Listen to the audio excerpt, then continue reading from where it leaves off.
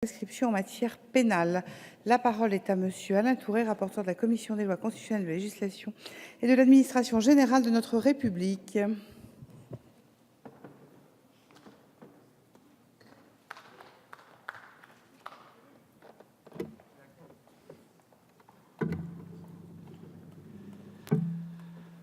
Madame la Présidente, Monsieur le Ministre,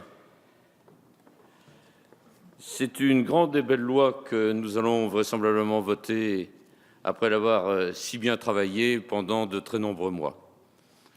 Je voudrais d'abord adresser mes remerciements, d'abord à vous, Monsieur le Ministre, qui m'avez toujours fait confiance et qui avez accepté que l'on fasse d'abord un rapport important, qui avait suggéré à Monsieur le Président de l'Assemblée nationale de saisir le Conseil d'État, la première fois de la législature en ce qui concerne une proposition de loi, avec une décision du Conseil d'État d'une exceptionnelle qualité. Je voudrais remercier Georges Fenech. C'est la deuxième fois que nous travaillons ainsi ensemble. Nous avons à l'unanimité fait passer une loi sur la révision des décisions pénales, avec votre appui, Monsieur le Ministre, en qualité de président de la Commission des lois. J'espère que nous arriverons, ayant cheminé de la même manière, au même résultat. Pourquoi fallait-il changer les règles de la prescription pénale? D'abord, la prescription pénale, c'est un mode d'extinction de l'action publique. Cela remonte à Auguste. Et puis, dans l'ancien droit, la modernité des décisions prises en particulier par Saint-Louis en 1246, si mes souvenirs sont bons. Et puis est arrivé le Code Napoléon en 1808. Les choses étaient claires. Il devait y avoir une prescription et cette prescription devait s'appliquer d'un côté à l'action publique, de l'autre côté à la peine, en retenant ce qui a toujours fait la spécificité française, la contravention, le délit, le crime. Et puis, au fur et à mesure des ans, on s'est rendu compte que les choses étaient beaucoup moins simples que cela. La première chose, c'était une véritable schizophrénie qui s'est établie entre, d'un côté, ceux qui voulaient faire appliquer la prescription et, de l'autre côté, le refus absolu de l'opinion publique et des victimes en particulier d'admettre la prescription.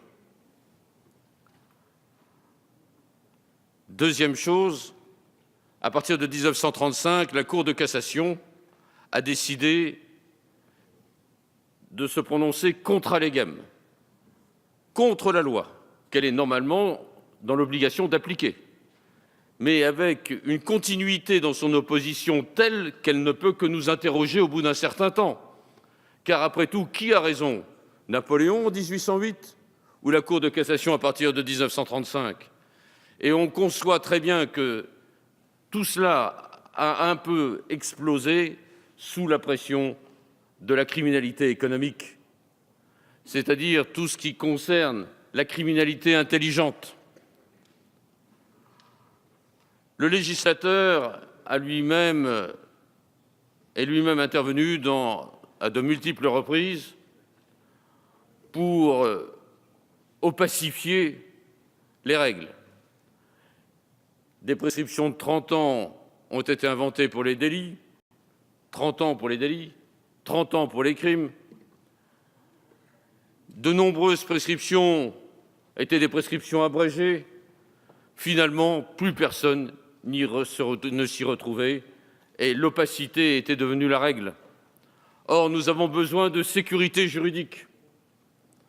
Et avec Georges Fenech, lorsque nous avons interrogé tous les spécialistes, qu'ils soient magistrats, qu'ils soient avocats, qu'ils soient professeurs de droit, tous nous ont dit « on ne peut plus rester comme cela ». Alors nous avons regardé ce qu'un certain nombre d'entre nous avaient déjà ébauché. Nous avons regardé la réforme proposée par M. Mazeaud, qui est restée sans solution. Nous avons regardé la proposition de M. Hyest, désormais membre du Conseil constitutionnel, qui a proposé la réforme de la procédure civile et la réforme de la procédure pénale en 2008. Et s'il a bien réussi en matière de procédure civile, tout s'est arrêté sur la procédure pénale.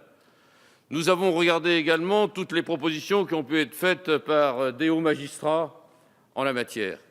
Tous ont échoué. Tous ont échoué. C'était donc un sacré défi qui nous était proposé. Alors, quelles ont été les idées qui ont chevillé nos positions pour en faire un véritable bloc avec Georges Fenech? Première chose, faut-il ou ne faut-il pas une prescription? C'est la première question. Ça semble aller de soi, mais ça ne va pas de soi, puisque dans tout un certain nombre de pays, en particulier tous les pays de common law, il n'y a pas de prescription. Voilà, première chose. Et c'est la dernière fois, je le dis avec solennité, c'est la dernière fois que l'on pourra sauver la prescription. Car actuellement, tout va vers la disparition de la notion de prescription. Donc nous avons été convaincus qu'il fallait maintenir la prescription. Pourquoi faut-il maintenir la prescription? Est-ce au nom de la grande loi de l'oubli? Oui et non. Oui, parce que c'est de manière incontestable le fondement même. Est-ce que l'on peut juger de la même manière au bout de 10 ans, 15 ans, 20 ans, 30 ans, 40 ans? À l'évidence, non. Les hommes ont changé. Comment peut-on se rappeler de ce qui a été fait, de ce qui s'est produit, des preuves qui existent 20 ans, 30 ans après? Deuxième chose, on avait soutenu que la prescription s'imposait un peu par le fait que celui qui a commis une infraction a supporté le poids du repentir pendant toute la durée susceptible d'exister jusqu'au moment où on ouvre le point de départ de la prescription. Ce repentir ne nous a pas tellement convaincus. Ensuite, il y avait le problème de la disparition des preuves.